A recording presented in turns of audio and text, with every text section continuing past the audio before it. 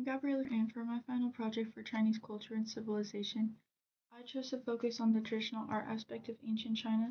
So in this video, I'll be replicating crafts such as origami and Chinese lanterns. In this video, I'll briefly go over steps on how these crafts are traditionally made, but more so highlighting the historical significance of what I'm making and how it ties back to ancient China and what we've learned throughout the semester. So the first piece of origami I made was a boat, and I started by folding it over and then folding it again into fours. I traced down the middle to be able to tell where the center point was, and I folded 2 triangles halfway. I then folded up the bottom piece, flipped it over, and did the same. Once you take the 2 ends, fold it over, lay it flat. Then as you can see, I took a triangle, folded it upwards, flipped it over, and once again did the same thing. You're then going to want to pick it up and place it sideways to be able to pinch the 2 ends together.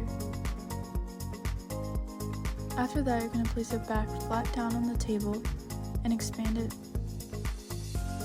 One last time, you're going to fold down on the creases, and then you have your boat.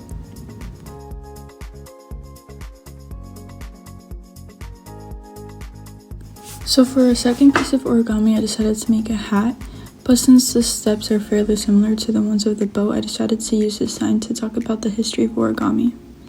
Origami is a traditional art form that originated in ancient China, which was later exported to Japan. It was not only used as visual entertainment, but also as a significant part of different ceremonies.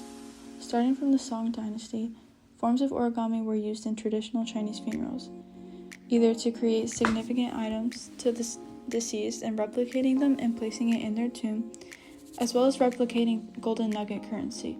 The reasons I chose to create a boat and a hat is to show the differences between Japanese and Chinese origami.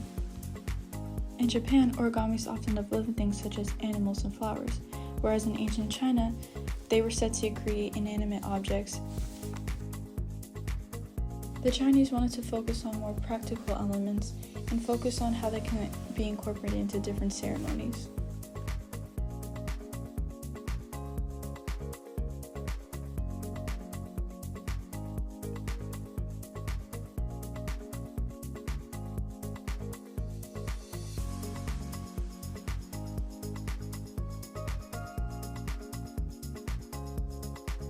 And now once we folded that last piece, we can see our final product of the origami hat. Next up, I made a traditional Chinese lantern where I needed red paper, tape, and scissors. I started by folding the paper in half and cutting thin slices where the paper was folded. Next, we unfolded that paper where the crease was and rolled it up so that you could see the design. I stuck in orange paper so that you could get the effect as if it was lit up. I wanted to create a Chinese paper lantern because of its rich part of traditional celebrations. It can be crafted specifically during the Chinese New Year, as said to bring fortune and prosperity for the upcoming year. With the symbolism of the color red as well as the tradition of lighting the candle, it is said to ward off bad spirits as well as bringing in new blessings for the new year. The last step was to add handles so it could be hung up. Before I wrap up my video, I wanted to acknowledge that because so many of us are familiar with concepts such as origami and Chinese lantern making, it may not seem like such an original project, but that is the reason I chose it. Many of us will look at things like this and see it as a project we did in elementary school or this as something we did in art class. We should be able to see this as much more beyond a craft and be able to see its rich history in Chinese culture and why it's so significant to special holidays and just the culture in general.